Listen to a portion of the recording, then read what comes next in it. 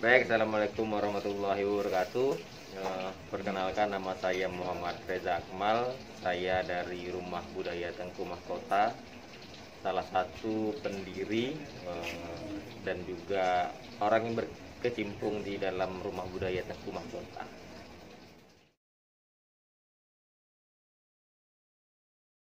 Oh iya, Rumah Budaya Tengku Mahkota ya. Rumah Budaya Tengku Mahkota ini baru berjalan mungkin lebih kurang 1 tahun lebih. 1 tahun lebih itu dimulai dari kegelisahan kami para apa namanya ya, mahasiswa yang sudah selesai sarjana, kemudian ingin memiliki wadah berkumpul-kumpul, ingin memiliki wadah untuk bagaimana berkreasi dan berkreativitas. Akhirnya kami rembuk untuk membuat sebuah perkumpulan independen, sanggar di luar dari kampus. Di luar dari kampus itu kami buat Rumah Budaya Tengku Mahkota. Di situ kami fokus pada teater, tari, musik, vokal. Tidak fokus nama itu ya. Ya pada bidang-bidang kesenian lah. Lebih utama tradisi Melayu seperti teater bangsawan. Anggotanya itu dari alumni mahasiswa ada juga. Kemudian bukan hanya mahasiswa, dulu kan saya di UIN, bukan hanya mahasiswa UIN, tapi beragam. Ada dari UNRI, ada dari UIR, ada dari Tabrani, ada dari Stikes, dan macam-macam. Ada dari umum yang tidak kuliah juga masuk gitu. Ya itu anggotanya. Banyak juga kawan-kawan yang dulu bersama juga bergabung di sini, juga ingin juga ikut melampiaskan apa namanya, kreativitas dia di RB Tengku Mahkota gitu. Kenapa namanya Rumah Budaya Tengku Mahkota? Itu hasil perbincangan panjang kami dari para pendiri-pendiri atau kawan-kawan yang awalnya ingin bergabung, ingin namanya apa nih, muncullah namanya RB Tengku Mahkota.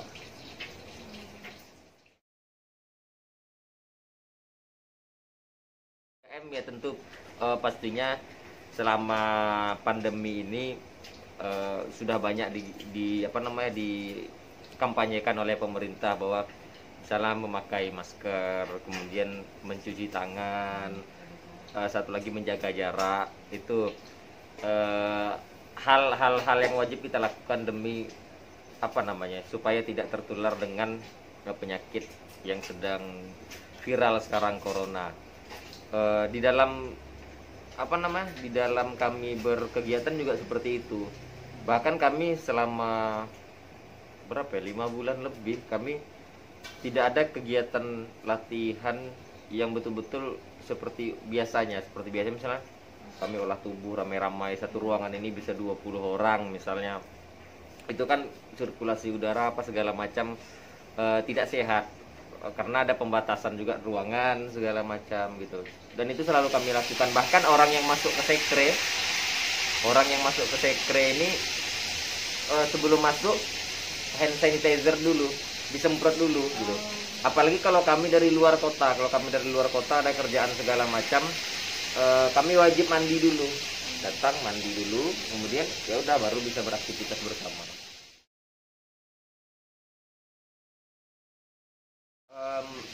Kalau untuk pendapatnya bagus sih, bagus karena apa, baru-baru ini juga orang-orang terdekat sudah seketat itu untuk menjaga bagaimana pakai masker, APD segala macam, tetap terpapar dengan corona gitu.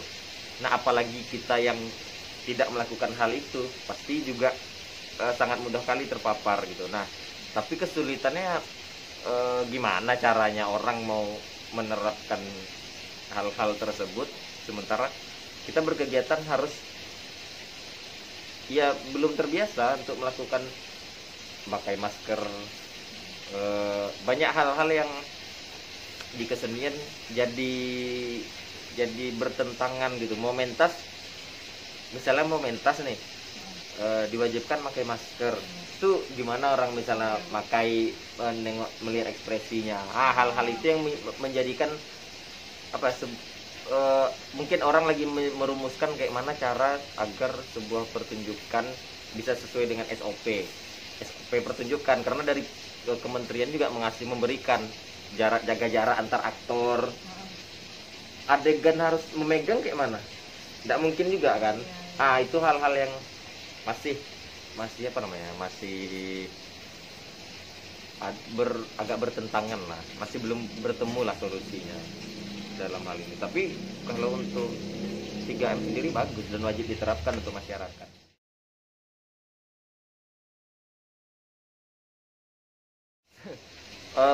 Corona bulan Desember ya?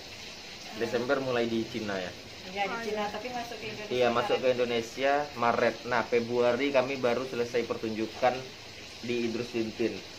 Jadi Idrus Tintin itu penuh gedung Anjung Seni Idrus Tintin, itu pementasan teater bangsawan. 26 Februari kalau nggak salah.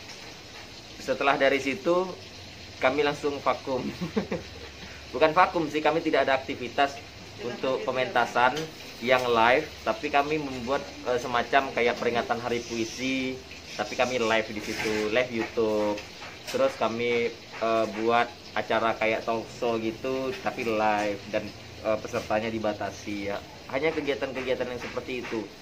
Tidak lagi pementasan yang seperti orang yang pementasan seperti biasanya lah gitu, menghadirkan orang ramai segala macam, itu tidak. Sebetulnya mau kedepannya mau ada lagi, mau kegiatan, tapi sepertinya virtual. Karena masing-masing lah, seperti kayak monolog. Kami mau buat video monolog, kemudian video tari, semuanya itu virtual nantinya. Tidak menghadirkan orang ke sekre, tidak menyewa gedung pertunjukan. Itu yang mau kami buat nanti. Kapan tuh Bang rencananya? Mudah-mudahan pertengahan bulan sudah bisa jalan. Maksudnya iya, pertengahan bulan Oktobernya. Oktober sudah bisa jalan. Paling lama seminggu 2 minggu, paling lama itulah, atau seminggu 2 minggu ini udah mulai kami lakukan produksinya. Produksi itu maksudnya apa namanya? Melakukan perekaman segala macamnya. Itu kami tampilkan melalui YouTube.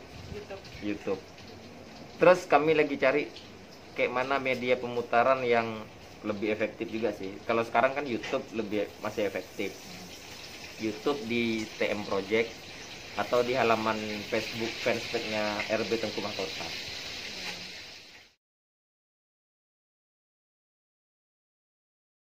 Tentunya pasti ada latihan.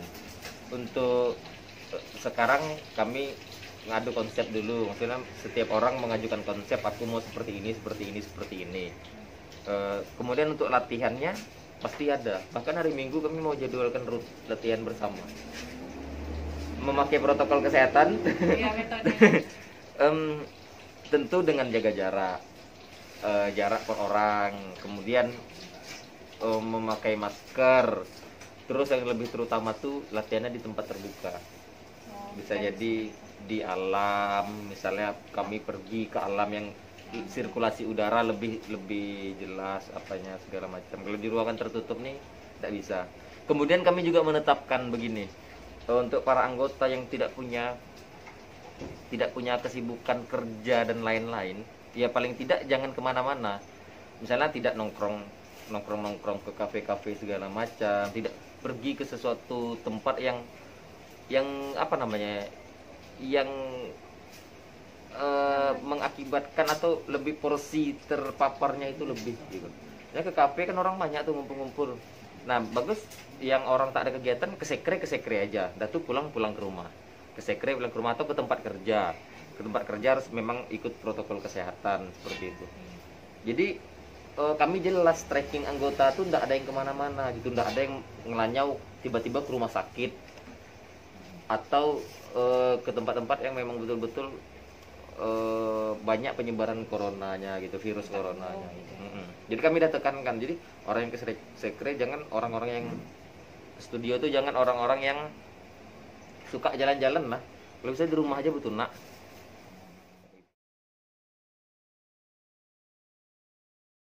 Harapannya sih semua kawan-kawan pekerja seni juga tetap menerapkan 3M, mencuci tangan, memakai masker, kemudian menjaga jarak. Kalaupun agak sulit, kita coba maksimalkan bagaimana bisa menerapkan aturan pemerintah. Kemudian untuk bagaimana berkarya, kita juga belajar untuk menyesuaikan diri, karena virtual ini tidak mudah.